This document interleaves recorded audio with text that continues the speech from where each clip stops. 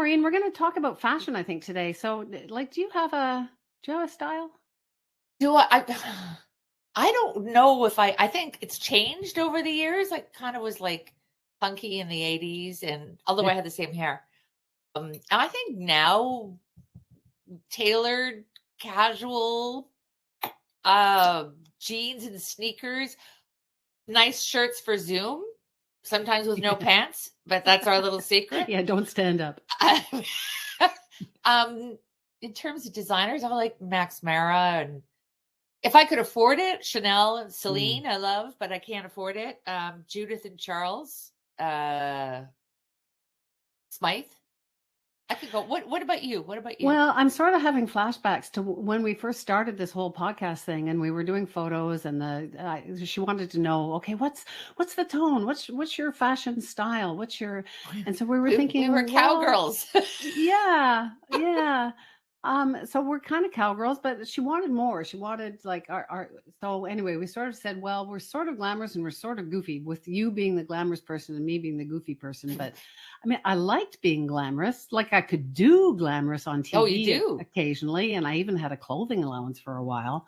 But now that I'm wearing my fancy sweater for the. You look very nice, and your lipstick matches, and for the podcast. But mostly it's jeans and a t-shirt. But I love fashion, so yeah. But everyone, even if a lot of people disdain fashion, but it doesn't matter. That's a relationship with it right there. Even if you don't care about it, some people, a lot of young women, spend most of their income on clothes, and others wear the same thing every day. But it's still a relationship.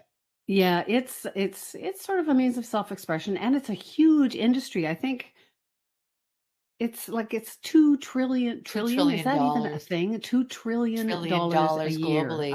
Last year. Does that include what the industry was worth? Does that include bags and shoes?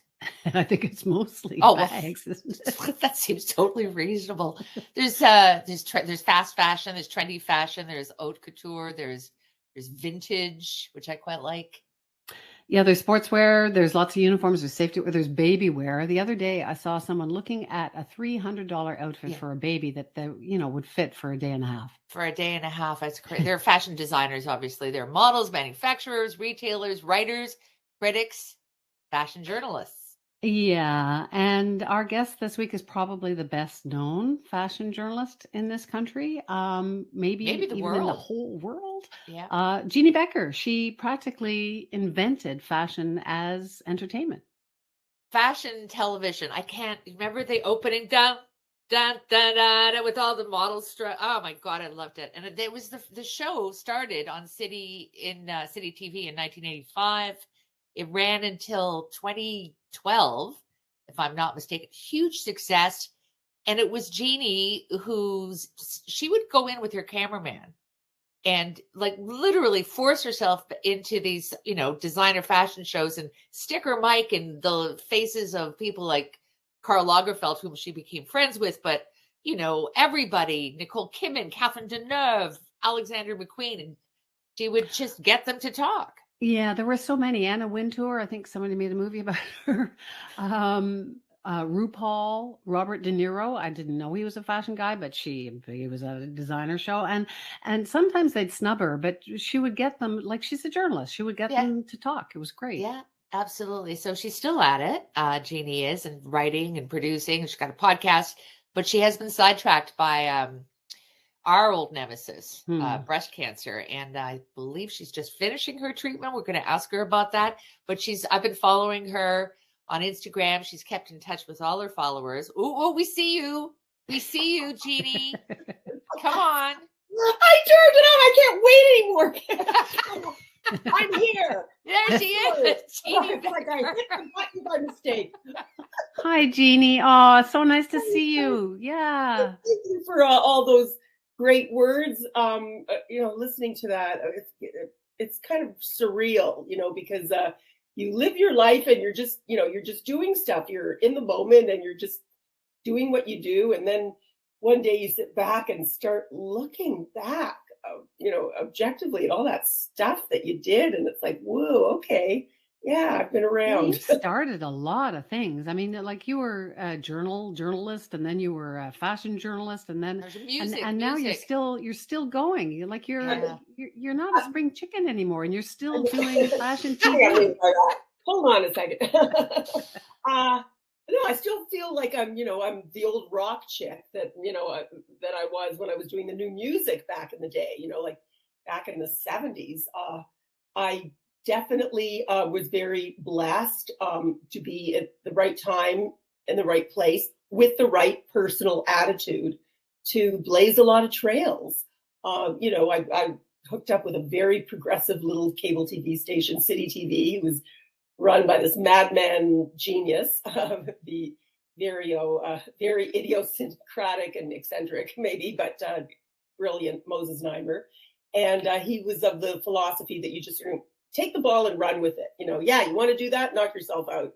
So we got to make it up as we went along, and I got to do a lot of really cool stuff and really record fashion as entertainment in a way that it hadn't been really recorded before, and that was really incredible because I think it really helped change the whole industry. Maybe not necessarily in such a good way because it ended up turning it into a media monster and a big business giant that just sucked the artistry out of the industry to some degree. We can probably get back to that in just a sec, but I think Maureen and I we've just been so touched by what's happened to you the last year or so. So are you okay now? Like you went through. Have you rung the bell yet? I've rung a few bells. I mean, I rang the bell after my first, a dozen chemo sessions were over, and that was in early September. And then at the end of October, I had surgery, and then I went for radiation, and then that was finished by January, and I got to ring a gong, bang a gong. Princess Margaret has all these fun sound effects. And then just recently, I've been on Herceptin, which is this miracle drug. I'm HER2 positive, actually triple positive, and because of that, there's this incredible targeted therapy drug called Herceptin that was invented about 22 years ago that has saved thousands and thousands and thousands of lives. So I was on that every 3 weeks for a year, and I just finished my last dose of that, I don't know, last week or something. Yeah, I was HER2 positive, and I was one of the first people to get Herceptin. A friend of mine was actually drove to Buffalo. She had lots of money, and she went in her fancy car, and the Globe and Mail covered her, and it's a Canadian discovery, right? The Herceptin for the HER2 positive people. So it's pretty remarkable. There's an incredible film that I don't know if you've seen it called Living Proof, starring Harry Connick Jr., all about how Herceptin was discovered by this California doctor who was funded by Revlon.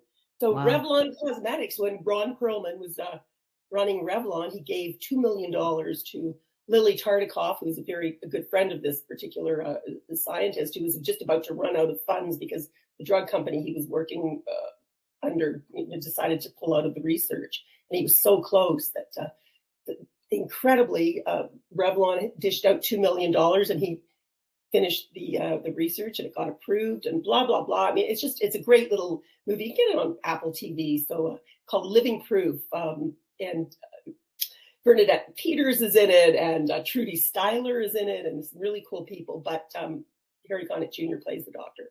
Cool. That's so cool. It's not a club anybody wants to join, but here we are. And I mean, it's a different situation than it was in the last generation. And yeah, it's your journey, as they call it, is not one that there's a light at the end of the tunnel, and you've been navigating it. You've done a fair amount of traveling in the last little bit, haven't you? Well, yeah, I'm trying to make up for lost time, of course. But Maureen, I just have to get back on that, and because I feel very, very strongly about this.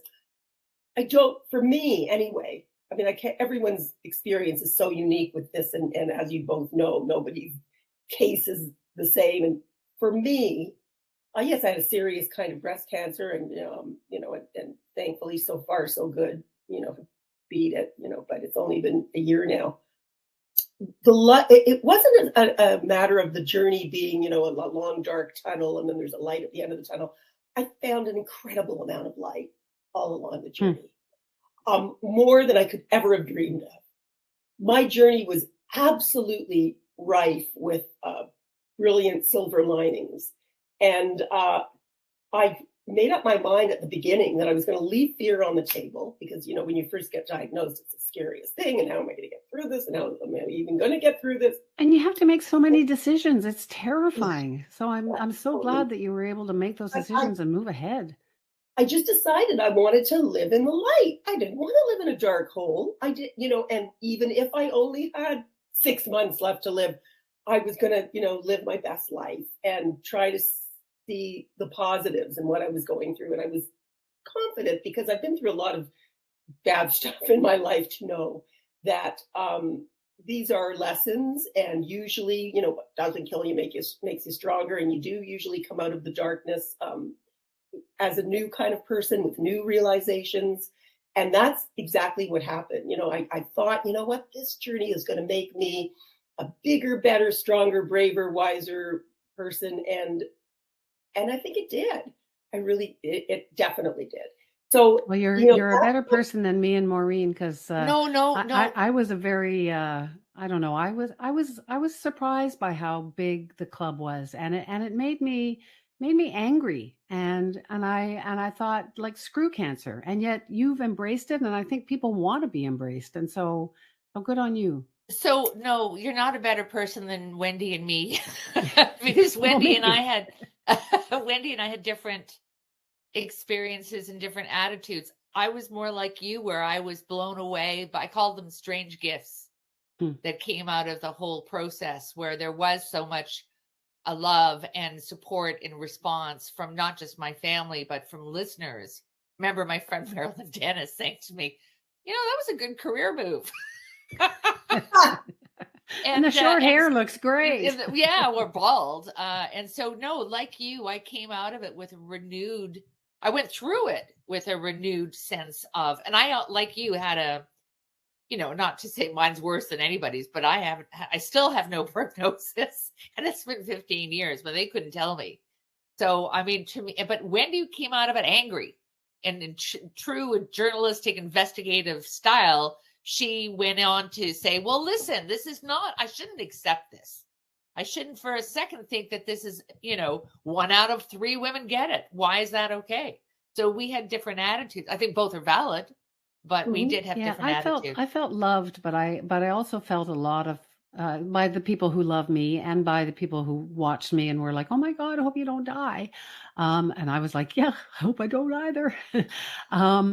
But I was also angry that we're not doing more about prevention. So I put my little journalistic hat on, which is probably another form of denial, which I think is something that we all go through with this stupid disease. But I was shocked by how many people had it and how little that we're doing to stop it. But that doesn't mean that I wasn't, like you, Jeannie. Yeah, that I wasn't aware of how fleeting life is. And I was 47 when it hit, so I was a little bit younger. But still, I think when it hits you later in life, it's like, holy moly, I've only got so much time left. I better embrace this, which is what you did, Jeannie. Yeah, absolutely. Yeah, I know, anger is something I try never to host or entertain, or, I just don't, no matter what. I mean, a lot of crappy things have happened to me, and, like my marriage breakup and the way my husband ditched out, and that was like, whoo. Yes, many, many occasions to have been that angry. But I guess I learned from my parents too, who were Holocaust survivors.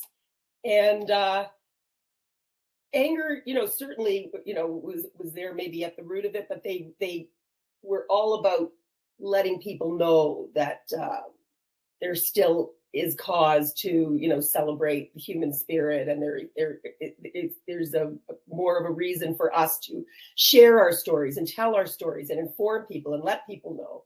Someone told me very early on in the diagnosis, and actually a few days I went on an Alaskan cruise first, and then I told everyone that I had breast cancer, like just before I started my chemo, because we had this cruise booked, and it was like, oh, can I still go on the cruise? And I was like, yes, go on the cruise. So I went on the cruise and came back, announced it. Within 2 days, my Instagram following doubled. So I thought, whoa. And then that was pretty good. And then somebody wrote to me, who had also just been diagnosed, a follower, and said, I'm choosing to see this as an opportunity disguised as an inconvenience. And I thought, that is a cool thing. And that's really how I saw it. Yes, it was terribly inconvenient to have breast cancer when you have a very busy life and all of a sudden things have to change and you have all these appointments, you've got to go through all this horrible physical stuff. But wow, what a platform it gave me to try and touch people, share my story, have them share their stories with me, and let people know that there's a lot we can do to try and, stave this beast off. And early detection is absolutely of paramount importance. And most breast cancers, when detected early, are not only treatable, they're curable. Yeah. So, there's a lot of hope in that. And we just have to tell everyone. And we've got, the three of us here, I think we've got pretty loud voices. We've all been around for a long time. We just have to scream about it. That being said, Wendy and I, amongst all the weird coincidences in our lives, were diagnosed within a year of each other and treated at Princess Margaret, as you have been. But you don't want to be, and you're fresh out of it. You're a year, and so it'll be interesting to see how you deal with that. The last thing I wanted was to be the poster child for breast cancer. And about a year after I got out of it, and that's a scary time, I had a lot of people approaching me, asking me to host events, from local barbecues to big events, with that idea that you're a survivor, you owe. And I have never felt, that's something I didn't like, was like, well, wait a second, now that I've been through, and I'm still recovering from treatment, that I'm supposed to now devote my energies. And I mean, I've never felt that way. I've felt fortunate and lucky, but I've never felt obligated. And after a while, I started to feel a little resentful that I was expected to do these things, to do PSAs like you're doing, and to show up and host events and not be paid, because somehow I had a debt to society. Wow. Okay. That's an interesting perspective. I like you say, I don't know. I'm just so grateful for all the love and support that's come my way from the community in so many different, not only the breast cancer community, but, just from everyone, from, fans and followers and people in my life that I could never possibly imagine feeling resentful, being asked to do a PSA. If I can, a lot of times I can, I'm not going to kill myself. And I love hosting things. I love emceeing things. I love, give me a stage, it's like, wow. I really enjoy it. It's not if I'm, it's not like, oh, good, I got to do this thing again. No, I do really like it. If I can, I also know balance is absolutely key. That's absolutely the most important thing. You can't kill yourself and do too much work, especially this stage of my life. But no, if I'm available, if I can do it, and I don't post, it's funny. I've got a book deal with Simon Schuster, which is really nice, because I wanted to write another book. I was due for one, and my last one came out in like 2011. So I really was due for one. And I wanted to write a kind of memoir. I didn't really know how to approach it. And I got approached by Simon and Schuster. Like, hey, if you feel like writing a book, let us know. It's like, wow, okay. And I, of course, immediately thought, and they probably want me to write a book about the cancer journey. And Kevin Hansen, who's so brilliant, he's the president of Simon Schuster Canada, said, no, we don't want you to write about the cancer journey. He said the book's going to come out in a couple of years, and like, you still want to be, talking about the cancer journey in that way. And so I said, yes, great, because I got so many books from people who had written about their cancer journeys, and it was like, that's very nice and great for you, but I don't want to hear about the minutia of your journey, because it's so different than mine. Yeah, that was kind of my thing. Like Maureen, and like you, the first year, you're still only a year post. So we'll see whether you become like Maureen 2 or 3 years from now, when you're still getting 1,000 requests a week. Angry and bitter.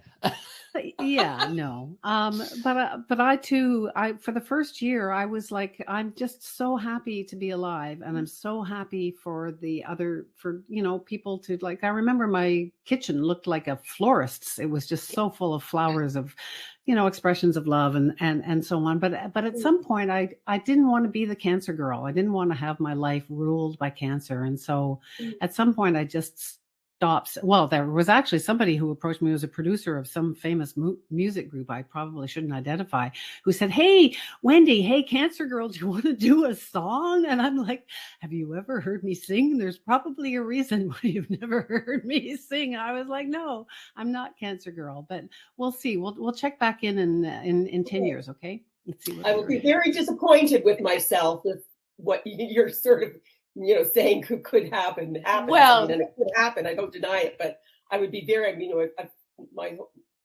don't know. I fought my whole life to be generous of spirit and to be grateful and do that. So I can't. I think it would be a real change in my nature, but probably happen. I know stuff like that happens. Let me grab the steering wheel here for a second. I want to. So, how is your relationship? This is bringing it back to clothing and fashion. Has your last year affected how you feel about it? I mean, has it changed your perspective, or is it's just as lovely and as important and interesting as it ever was? Yeah, it's as lovely and as important and as interesting as it ever was. It was never the be all and end all to me. I always saw fashion as stuff.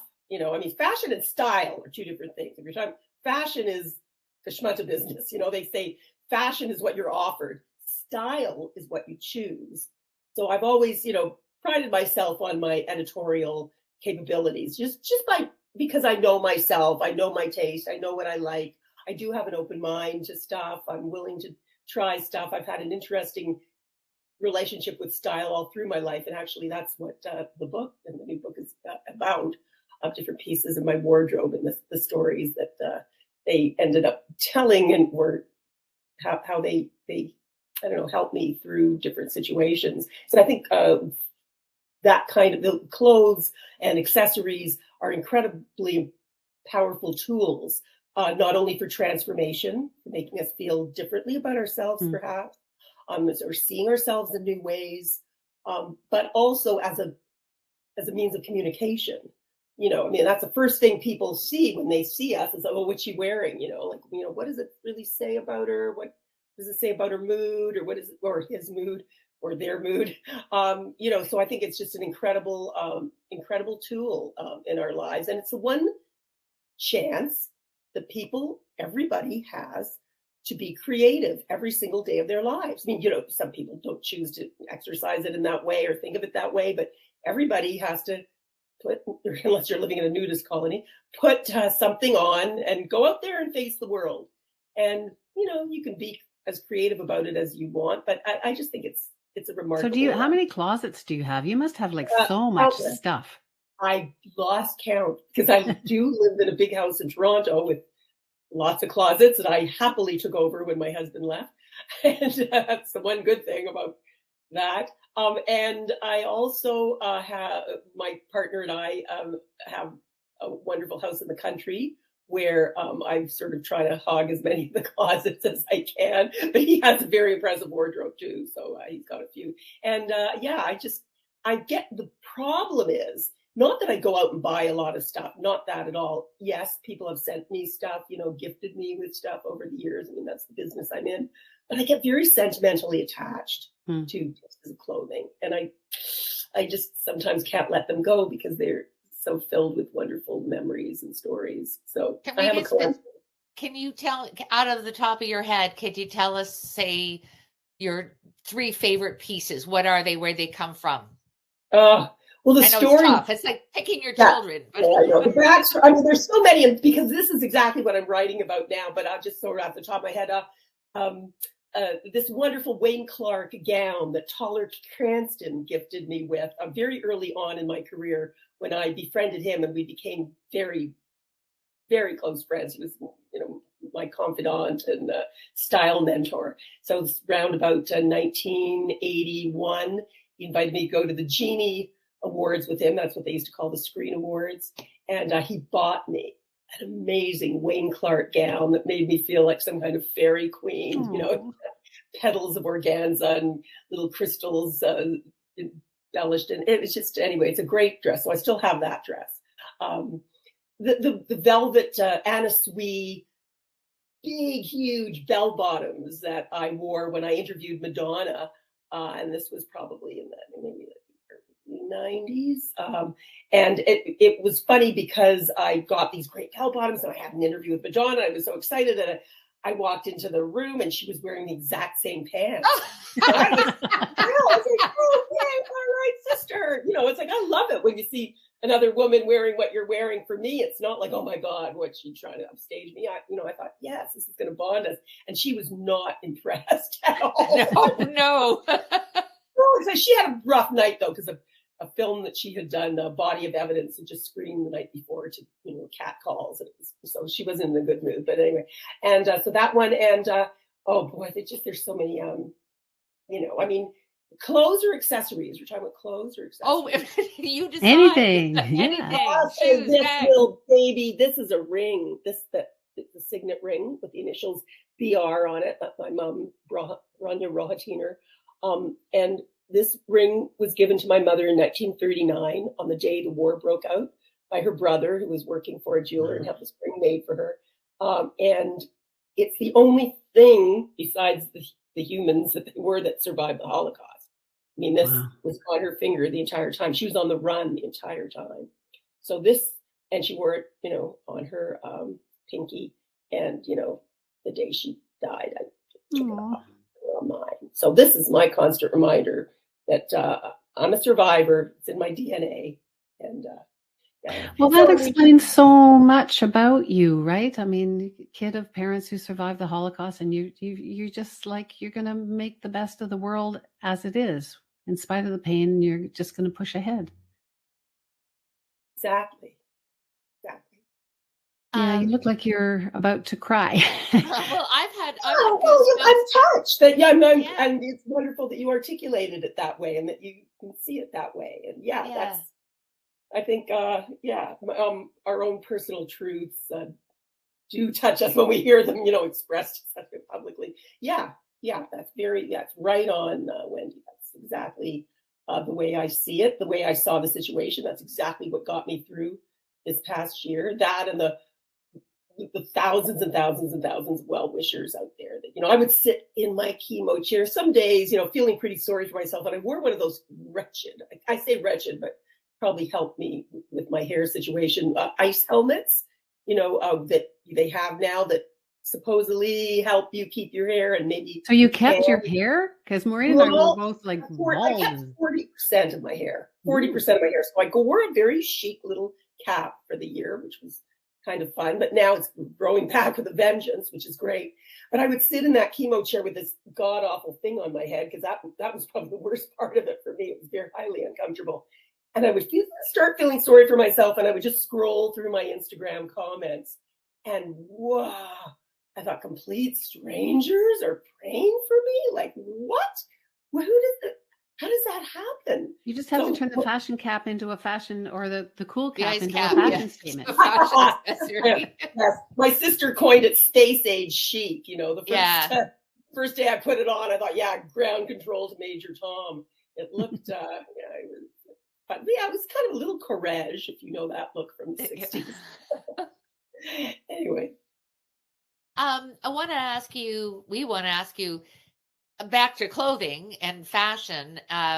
So in the last few years, with the advent of fast fashion and, retailers like H&M and Zara and so on, I mean, on the positive side, they've made fashion available and affordable to people who otherwise wouldn't. But by the same token, I'm not going to name names, but I know a number of young women who, if they're listening, know who they are, who buy in bulk and literally wear something once and then it goes on to, because it's cheap. It's cool. I know it is. Young women who are still doing that. Yeah, I mean, I know there are.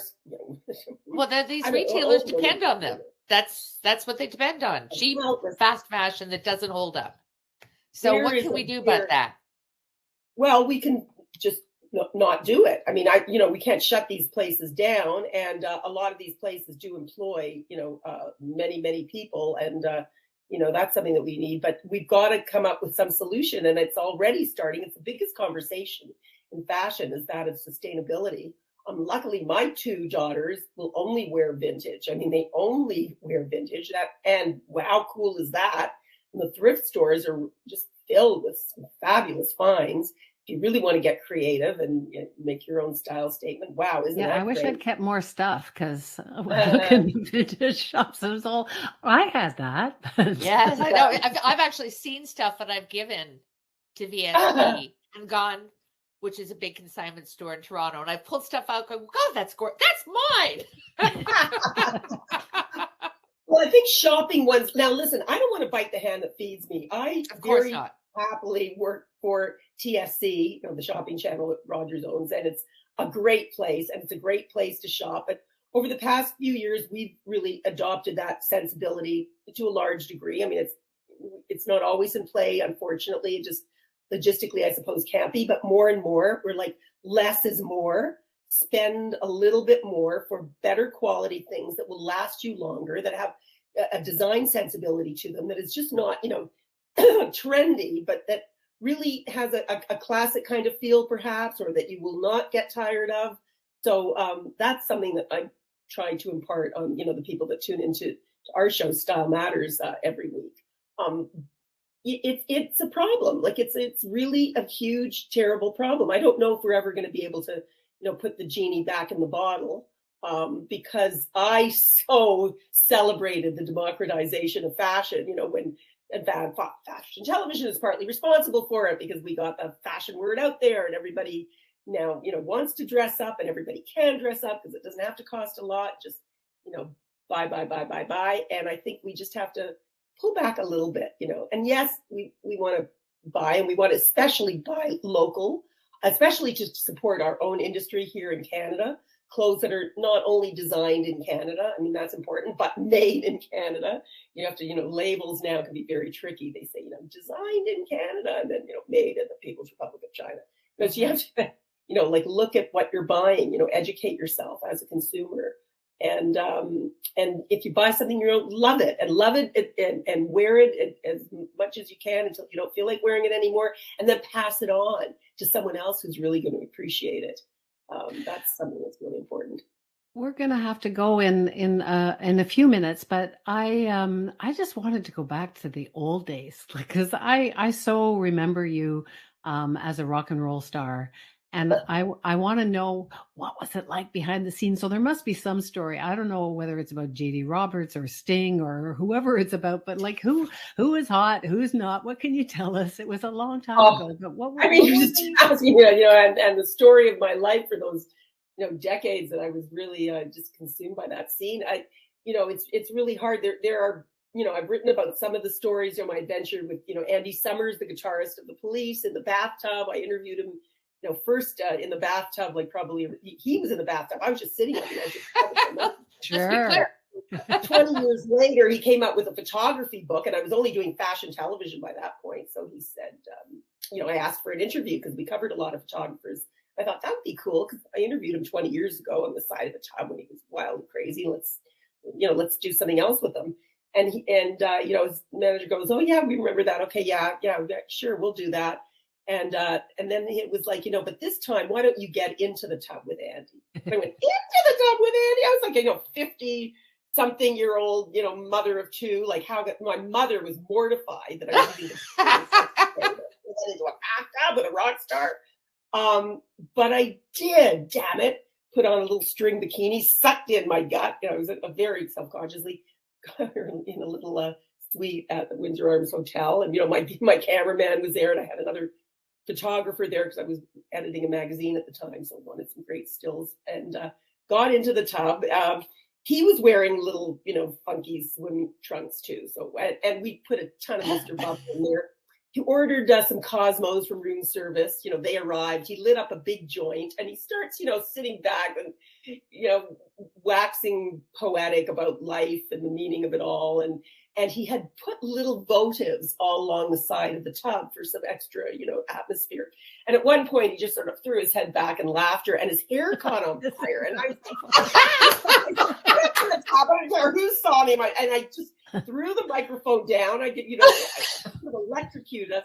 It was a moment. It was great. And actually, you can see it on YouTube. That's hilarious. Andy Summers' hair on fire. Yeah. Oh, So that was oh great. my You know, God. I hope I never lose touch with that inner teen that told me to do that. You know, that's the thing. That's why I love having those stories as a frame of reference to constantly remind myself that yes, I must always leave myself open to these wild and crazy opportunities and just go with it because wow, life's a much richer experience for it. Well, you've started so many things, you know, back at City and then Fashion TV, and now you're still writing books. And you had cancer and you slayed it. We hope everyone says so. So you're fine now, right? It's all, and then like, yeah, Well, until I die of something else. You never as know. much as anybody is, right? As much, Yeah. that's it, Maureen, as much as anybody is, because, you know, it's like we're going to live in fear about what might happen to it. Every single person you see out there, who knows what the hell's growing inside of them? Like nobody says, you know, you don't get an MRI, you know, every 6 months of your life forever. I mean, maybe some people do, but you just don't know. So you just gotta, you know, do your best to be careful and adopt a healthy lifestyle and you know, do a lot of praying, have faith, and just don't let fear stop you from loving your life and living in the light. Well, and you fell Jeanne in love in your Beker. 60s, right? So you got a new man, new life. You got, yeah. It's Yeah, we great. just celebrated our, what's it now? Oh, I've lost track already. That's a good sign. 8 year. Wow, 8 years. Wow. Yes, Ian McInnes, and he's absolutely wonderful. And that was like my mother met him 2 weeks after my mom died, so I'm sure my mom, you know, sent him to me. She definitely, you know, gave him a nudge. I met him Wow. at the McMichael Wow. Gallery Moonlight Gala. Very romantic. Wow. And it was absolutely love at first sight. And Jeanne, you exude joy. And that's a real gift to not only yourself, but to the rest of us. And thank you so much for talking to us, not only about your recent journey, but just giving us a glimpse of some of the things that you have experienced. And good luck to you. God love you. It was really nice talking to you. thanks. Back at you, gals. Thank you so much just for being the bright lights that you are. Gorgeous and still dancing as fast as you can. And I love seeing that. Let's all keep dancing. Yeah. Thanks, Jeannie. It's been wonderful to talk to you. I'm a little worried I came off as this really sort of bitter cancer survivor. No, But I think you're the bitter. You were the one that was the angry one. yeah, no, I am angry. And I think everybody, it's totally justified to have whatever reaction that you have. And I was like, I feel guilty that I wasn't more sort of, because I was angry about being put in the position. I was angry about all kinds of things, mostly about how big the club was and why aren't we doing more to prevent everybody from, you know, it's almost 50% of people going to get cancer. As Jeannie and everybody says, there's so much better treatment for it now that most people like survive it. They might get it, but they survive it. But I did feel guilty about not doing enough of what Jeannie does, which is, you guys are amazing. You like the people who treat you, and like I didn't ring the bell because I didn't want to draw attention to myself. And the bell is when you finish treatment, and she made a big deal on Instagram of, I'm done my treatment and everyone's so great. And You wouldn't ring it. and yeah, and I didn't. I didn't want people looking at me, and I didn't want to be the cancer girl, and it was also so emotional. But I think that and your resentment, like, and I had a resentment after a year of basically doing almost everything that was asked of me or was allowed by CBC at the time as cancer girl, of just saying, no, I got to move on. There are other things in life than if you're still alive, than cancer. And you had the same reaction. It was it was just a little bit different, but you were probably more gracious at the time. So anyway, I just think everybody has a different reaction, and they're all justified, I think. Yeah. I wasn't. Yes, I was grateful to the caregivers, and I think my resentment maybe came from a little bit from guilt because I was saying no to. I was exhausted too. It took me years to recover really from the treatment. It does take its toll on you, and Jeannie's just. Well, she's a ball of fire. I mean, I don't think. Well, she has an outfit for every event. Closet upon closet upon closet of clothes. She must have a catalog system. But the way she talks about her clothes, it's so meaningful. And if you were to ask me, I could tell you I have 2 or 3 items of clothing or jewelry that mean an awful lot. Like I have when my mother died, my mother was a real clothes pony. She had an Armani cape that she'd had from the 70s. And my sisters and I were like, we wanted it not just because it's a beautiful cape, but because it was my mother. It embodied her. It still smelt of her when I gave it to my sister. But yeah, we all have stories about that. And I just gave Kate a dress. My mother was, I mean, when she died, there was the same packet of mascara in her drawer that when I lived with her. So that's how fashion aware she was. Not. My grandmother, I never knew my dad's side of the family, but on the other side, my grandmother, I think she was fashion forward at some point, and they never had any money. But she had a dress, which I always thought was going to fit, and it fit as long as I didn't sit down. So it was a little tight in the waist. So I gave it to my daughter, who's now 24, and she was like, "Mom, it's so weird. Like we're all big boobs, small waist, same height. We're all like, there's something about genetics. Like she's a little bit different, but my mom was the same size. I'm the same size. Our daughter's the same size. It's weird, and it is like I treasure that dress because I imagine that was her like going out fancy dress. Yeah, just the one. It meant something. Yeah, it meant something. All right, well, big boob, small waist. Everybody hates that. Well, they're a little lower and I don't mean the waist than they used to be. Yeah, lovely to see you. Lovely.